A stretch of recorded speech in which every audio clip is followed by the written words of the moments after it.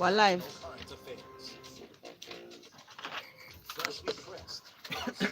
Mike's up.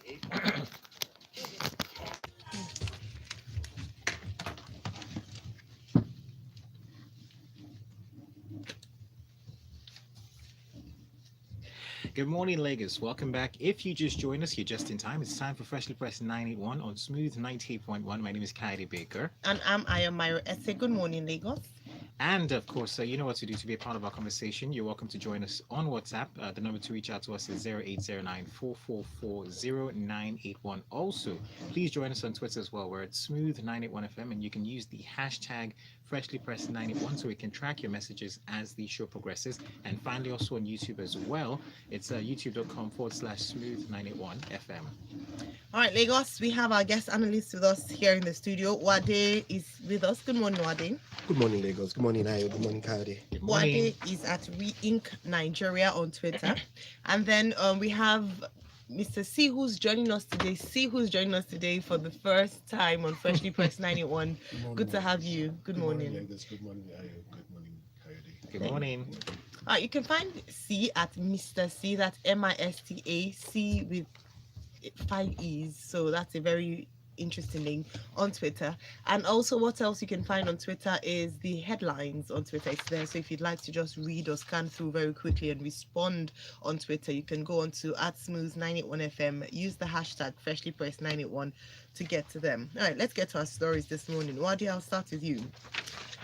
Buhari's education policy anti-masses. This is a huge claim, or a deep claim by the Academic Staff Union of Universities, ASU. Yesterday, they made this.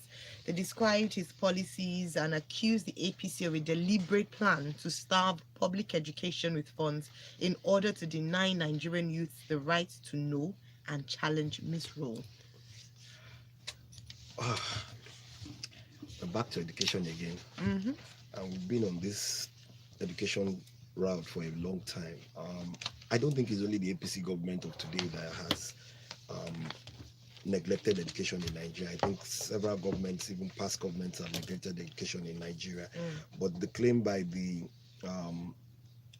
chairman of the University of Ibadan chapter of ASU is lamenting the fact that the funding for education has continually gone down, which is true. The level of education in Nigeria, as we've known over the last decade, has continually gone southwards, and he's urging the government to increase funding for the universities and also ensure that more and more lecturers can be employed to give quality education or quality lecturing for Nigerian graduates. But like we've seen in Nigeria, most people today now patronize private universities. Yes, we've seen an increase in the number of people. And from what you've seen, due to the neglect of public schools or public universities, a lot of Nigerians are setting up more and more universities. Some of them were members of government in the past, some of them who have been in businesses over the years. But we need to do something about education. We need to increase the budget on education towards funding infrastructure, most in particular, and then the resources, the human capital resources that needs to develop our young people. We've seen the increase in level of crime due to more and more people dropping out of schools, or those who have even graduated not getting any form of employment or being able to do any form of business, as the case may be. Yes, I mean, they've talked about the fact that the present administration has not increased the allocation to the budgetary allocation to education.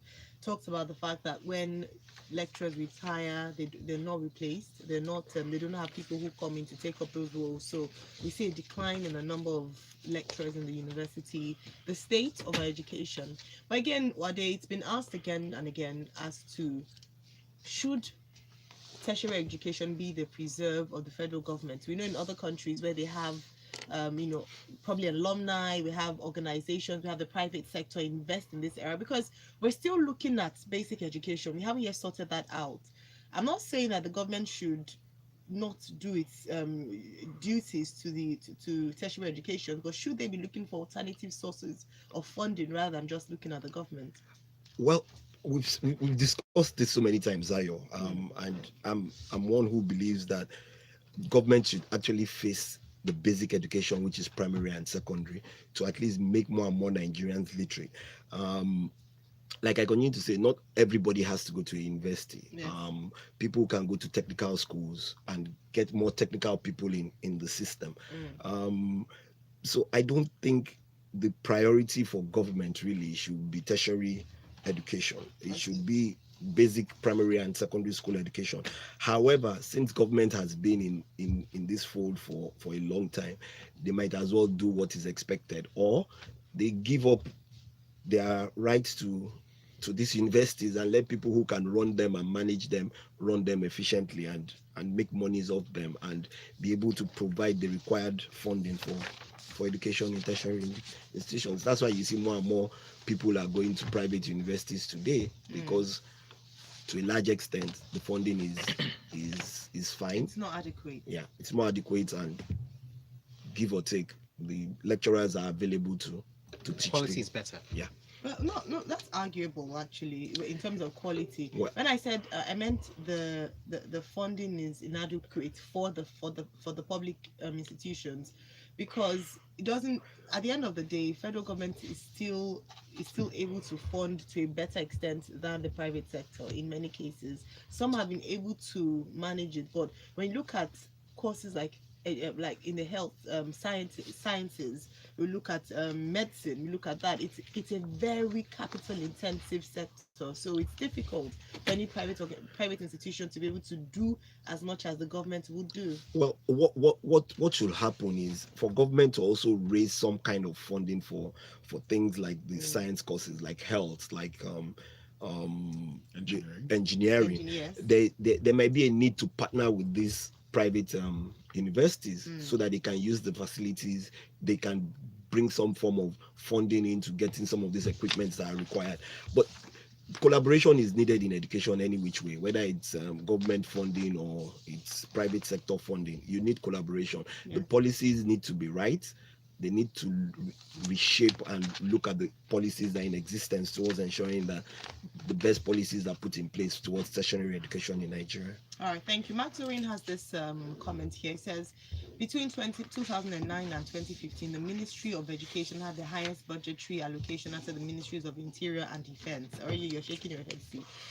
I doubt that. Lack of administration and monitoring is the problem. Actually, Maxorine, the UNESCO, that's the United Nations Educational, Scientific and Cultural Organization, has said or has recommended 26% of the budget to go to education, which Nigeria has consistently failed to meet. So yes, you might think that, but they've increased the budget. We're not meeting international standards. That's the truth. But you didn't say something, see? Well, just to add this, the business of funding education, right from secondary school up to tertiary education, it's very expensive.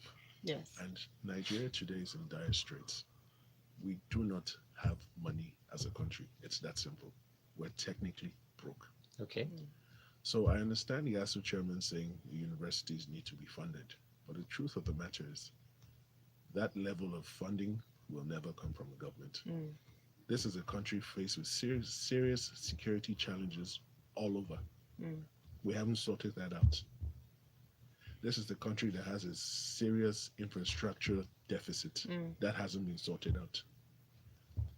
Every year, medical doctors and nurses emigrate for better standards of living. We don't have enough doctors or nurses to deal with Nigerians here in Nigeria. So there are problems all over, and to fund the Nigerian universities, I'm sorry, we just have to go the private route, like what they said. All right. Thank you very much for that Thank one. you very much, C. Let's go on to our next story. I'll stay with you for this one, C. Lagos residents slam Sanwo-Olu over 41.4 million naira Eagles donations. So the Super Eagles proceeded to the quarterfinals of the African Cup of Nations, and Nigerians were excited. But someone who was particularly excited was the governor of the state, of Lagos State, Babajide Sanwo-Olu, who gave $5,000 to each Nigerian player for the round of 16 victory over the indomitable Lions of Cameroon. Yes. Now, this is, personally, I consider this funny. Okay. Now, I'm not sure many Lagos residents knew that the governor was not in town. that he actually traveled. Mm. So the first question that comes to mind is, did he hand over to the deputy? Okay. If he didn't do that, that's a separate issue. No, Now, yeah. the story says he announced a donation of 5,000 US dollars to each player. It doesn't say where the money's coming from. Is it a personal donation? Oh, Is I it a believe it's from donation? the states. It's from our state funds. Now, if it's a donation from the state coffers, was that covered in the budget? Any budget? Thank you. Did the Lagos State House of Assembly approve that? And then, more importantly, why does he feel a need to donate money to players who are already being paid to play in the competition? Mm. There's so many pressing needs in Lagos State. And that's what's highlighted in this report. It will be great to read it. It's from the Punch paper and talks about people reacting. I think Banky, who is a politician himself and also a celebrity in the entertainment space, had talked about. He said someone who is gifting players who are as rich as him or even richer $5,000, while Mile 2 to Badagry Road is totally impassable. What a country we're living in. Okay, one final point. This Yes. is a second round match. He's given 5,000 US dollars. If the Eagles win the competition, how much is it? Ooh. Should we Good pray question. That, should we pray Good they should question. not win so that Lagos money is not given away? But I mean, jokes apart, very serious, very, very, very important notes you've pointed out, points you've noted, sorry. Wade, let me come to you for this next story.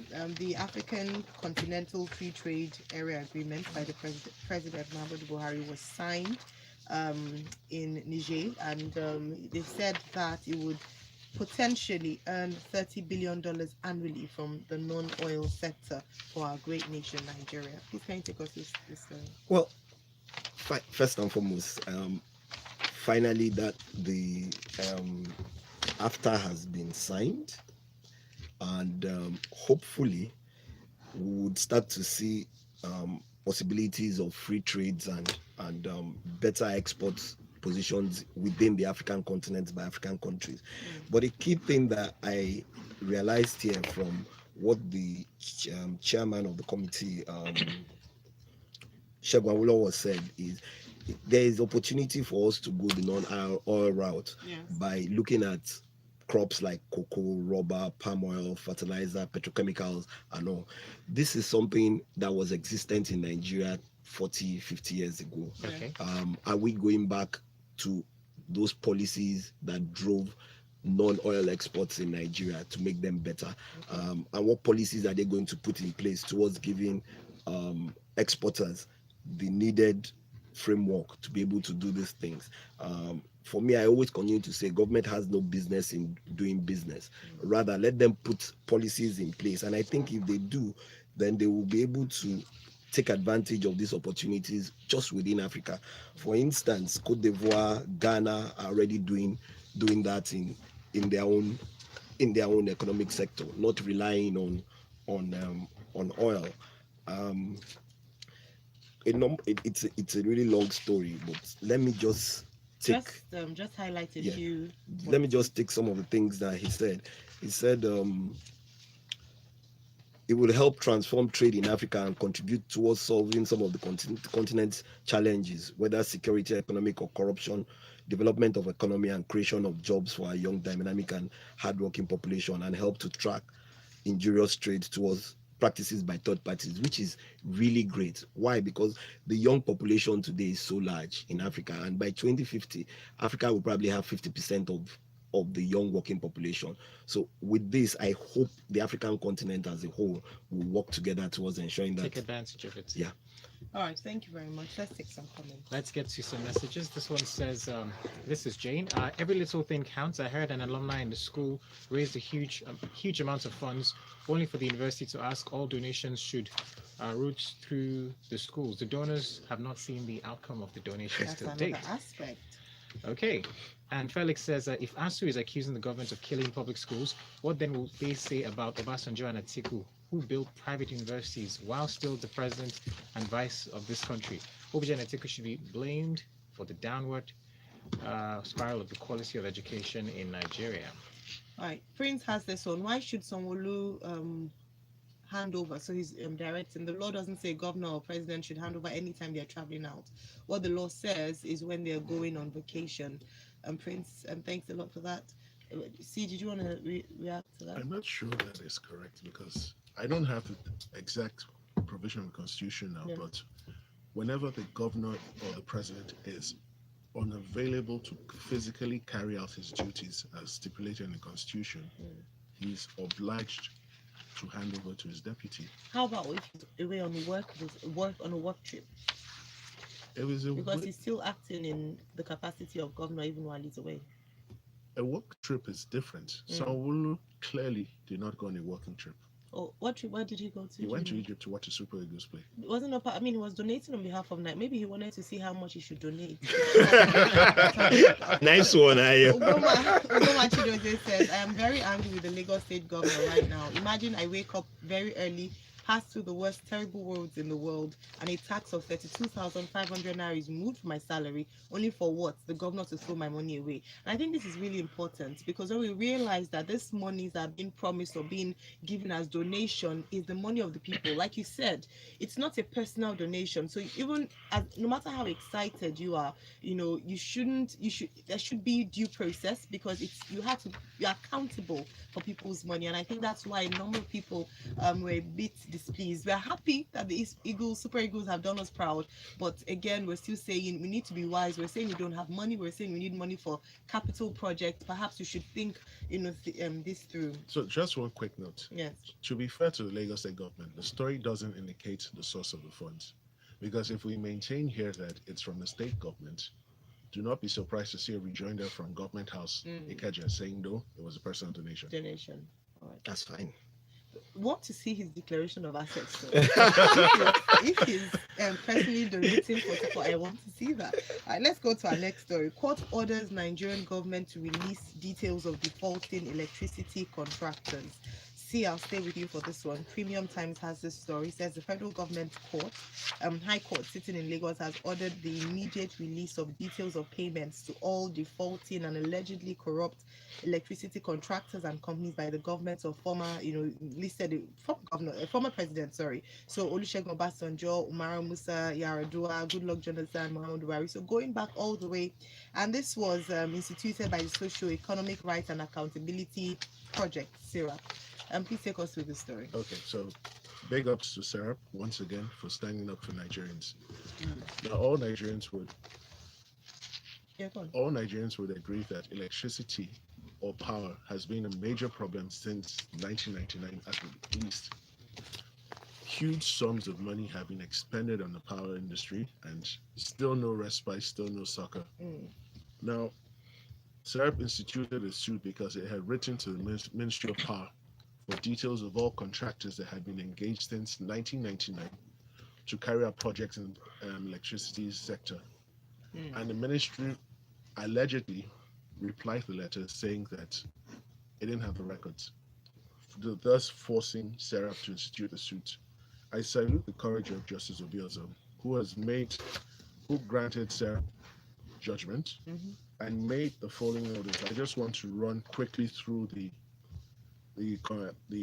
orders that Federal Ministry of Power has to comply with. One, an order of mandamus, which is an order forcing them to provide the records of all the contractors and companies that have been engaged in the power sector by successive governments since 1999. An order directing and compelling the government to urgently compile the names and details of companies that have collected money since 1999 to execute power projects. Okay. Now, this judgment is brilliant. It's a sign that things haven't gone completely bad. But the challenge I have is, do we have records in this country? Now, Justice Obiozo made a specific order that those details should be put on a dedicated website. If anyone has had cause to deal with any government agency and has had cause to visit their websites, half of the time the websites are down, can't be reached. The other half, the information is so outdated, it is unbelievable. So expecting that this government will set up a dedicated website to put out information which is so sensitive, because the electricity sector is one sector that has somewhat defied investigations because of the vested interests. Because to seriously probe this sector, you have to put some president on trial. I'm not sure Nigeria is ready for that. All right. All right, thank you very much for that. See, let's get to the some stories before we head into the next question, or rather story. This one says on education, we need to extend this same pressure to state governments. Primary and secondary schools educations are being controlled on that level more so. Didn't ASU just get the money paid by MTN as fines? Okay. Well, let's move on to our next one, and this one comes to you, Wade. Says here, Shoyinka, others remember Abiola and urge action against insecurity and poverty. The story is from the Guardian newspaper, and well, it further talks about how they're asking the federal government to, go the extra mile in tackling the myriad of challenges facing the country, so that the death of Chief Moshood Abiola will not be in vain. Yeah. Once again, um, may his soul rest in perfect peace. Chief M.K. Abiola, the one who allegedly won the June 12, 1993 election, the most transparent election in Nigeria for years. Shoyinka and some of the people present, including the chairman for NADECO, the chairman for um, human rights activists, Femi Falana, have asked the government to ensure that one of the things they've requested is that they declare the belated results of 1993 and gazette its posthumous recognition for Chief M.K. Abiola and add him as the president and his pictures to be put in places as an ex-president of Nigeria. They've also spoken about quite a number of things that are currently challenging Nigeria. The state of anarchy in the country, youth unemployment, insecurity, education, some of the things we've spoken about today. And they're asking that the federal government should ensure that they obey the rule of law, which for so many things that we've seen under this government, a lot of rules and judgments that have been given have not really been obeyed. They spoke about El Zaki, who is still in custody. They've spoken about over 150 people detained by the Navy for as long as 2 years. Generally, just making recommendations to the government in view of the celebration of the remembrance of MK Abiola on his death, July 1999. Okay. All right. Thank you very much for that, Wade. Well, going into the next story, this one comes to you, see. It says Nigerian senators not getting jumbo pay, says Adeyeye. Well, he's the chairman of Senate Committee on Media and Public Affairs, and well, he mentioned this on Sunday. He said that senators did not get jumbo salaries as being misconstrued in many quarters. And I mean, we talked about this earlier in the day. It's quite interesting. What are your thoughts about this? Okay, Senator Adeyeye, very interesting individual. He tells us that Nigerian senators do not collect jumbo salaries, and that what they get is actually not enough to run their offices. And he's quick to tell us that an American senator collects 4.6 million US dollars as running costs, and that he says we do not get up to 5% of that. What is instructive to note is he is unwilling to state how much they get now. Last year, the Revenue RMFAC, that's Revenue Mobilization Allocation and Fiscal Commission, did say that the sum of 13.5 million, which was being collected by senators in the 8th National Assembly, was illegal. That it was only the National Assembly Service Commission that could explain or justify why they were getting those sums. Senator Adeyeye tells us that the monies they get as running costs now, which he refused to disclose, are not sufficient to carry out their duties. But the general perception in Nigeria today is the senators, most of them, are not doing anything. Coupled with that, we've been regaled with stories in the past where aides of this National Assembly members go on demonstrations at the NAS complex, stating that they are yet to receive their allowances, yet to receive their salaries. So if that was the case, what then do they do with the sums? The Nigerian senators need to change the public perception about them first. They need to be seen to be carrying out and protecting the interests of everyday Nigerians before they can start to talk about insufficient funding. And again, I said this earlier in the show. Right now, we don't have money. There, there have been calls across the nation that look, make the Senate and the House of Reps part time, so that those who are ready and passionate to do work that will make Nigeria a better place go there. Would you also recommend that maybe they should make public the figures that they're earning for the running costs and also the amounts that these senators earn? Yeah, that would be brilliant. But there's something about the National Assembly. It's like a secret society across party lines. Before they get there, they're complaining about how much they collect. But the moment they get in, nobody wants to say what they're collecting. It's like there's an unwritten agreement. Another aspect I'd like to just point out is that he compares the salary of the Nigerian senators to the American counterparts. I hope that the Senate will also consider our national minimum wage to our American counterparts. I'm saying this because when you're measuring what America pays its senators, we must also look at revenue across all boards and what is being paid to people, because we must be fair. Let me just say something about that. It's so funny in Nigeria that every time we want to compare our salaries or our earnings, we're comparing it to the US dollar or the UK pound. We don't generate dollars, neither do we generate pounds. We generate naira. That's what we use. That's what we're paid. Everybody in Nigeria, like Ayo said, is paid in naira, not in dollars. So he comparing it to the US senator, he should also look at your economy as a whole. The average The average Nigerian, how much is he earning a day? It lives on less than $1 a day. And so for a senator to say that they, comparing his salary or his take-home pay to that of an American, American senator is quite interesting. That was what struck me from that report, that you're comparing to your American counterpart. It would be great to compare other aspects of our nation with America and try to measure up. Yeah, I agree with you totally, and I just want to add this. What is the output of the average Nigerian senator compared to the output of the average US senator? The US senators, when they are investigating the matter, when they're conducting a public hearing, you can see the quality there, that serious work has been done. Contrast that with what we do here when we say we're screening ministers or we're conducting a public hearing. It looks like a comedy circus. They're just clowning around. All right, thank you very much, Steve. Let's quickly get to our next story before we get on to the messages that are coming in. This one here from Vanguard says, brain drain fueling newborn, maternal deaths in Nigeria. And this comes to you, Wadi. Nigeria's high perennial mortality rate, that's the period immediately before and after birth, is caused by unchecked exodus, which is brain drain of doctors and other healthcare personnel. And it goes on and talks about how and what the government should do. But what are your thoughts about this? Quickly on this, like I said, government needs to improve funding in health. That's one. There needs to be more collaboration, like we were talking earlier on, between the teaching hospitals and the private sector hospitals, which is one of the proposals from this story.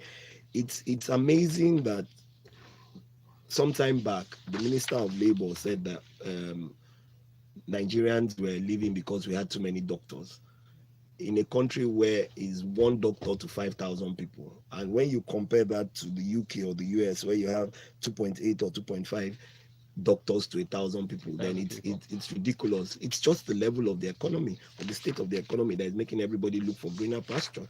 The state of health in Nigeria is deteriorated so much that everybody goes abroad, including our president. And the story also further talks about how Nigeria contributes to 67% of stillbirths in the world, and when your medical facilities are next to nothing, that's what happens. Well, what can be done? I mean, if we were to recommend a lasting solution, because all this is, we can keep talking about this on and on, but we need to provide solutions, or at least put in place structures that would, stop this for the time being.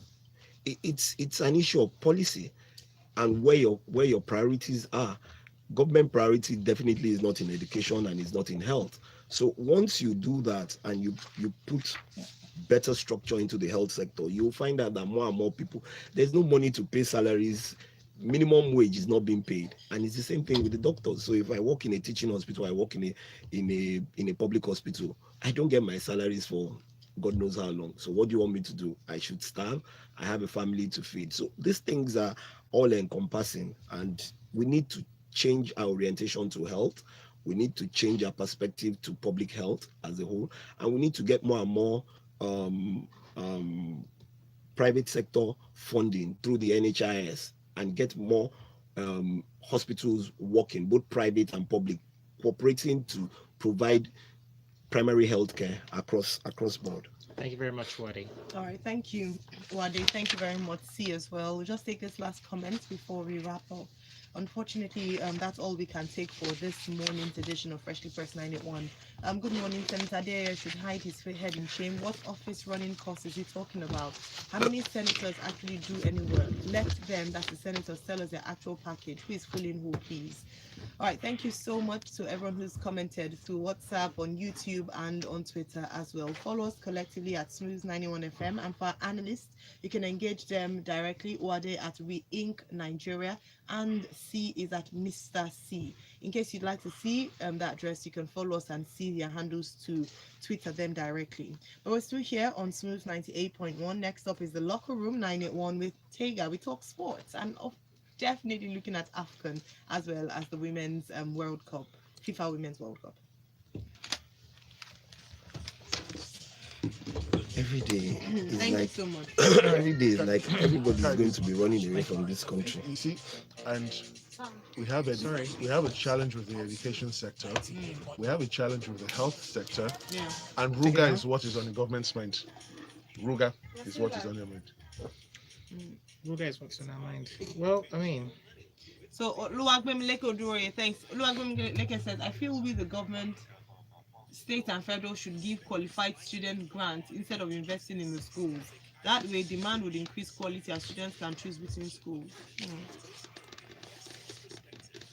So someone sent a link and says that the Senate, that we have a Senate, that we have a website where we have the federal government pay scale. okay, I that'll think be we have interesting their to see. pay, but we don't have their allowances. Let me see. I want to check that website out. There's RMAFC, Yeah. What does that mean? Revenue Mobilization Allocation Fiscal Committee. Allocation and Fiscal Commission. Okay. Now they came up with a template for pay and allowances of public office holders, right? So that having been done, that is recommended. US now. But many houses of assembly and the National Assembly do not follow that template. They come up with what they want to do. They don't want Is that to. not illegal? It is. But isn't it possible that people can hold them accountable? You know that. You know That's how the we say we can challenge. recall senators and you know. In recent history, the only senator who there's only been one attempt, Dino Melai, last year. Yes. There was an attempt to recall him. And that didn't work. It failed. In field. Before that and after that, nothing. It is extremely difficult to recall a National Assembly member because the process you need to go through and the cost is not advisable, especially if the individual is popular. Okay.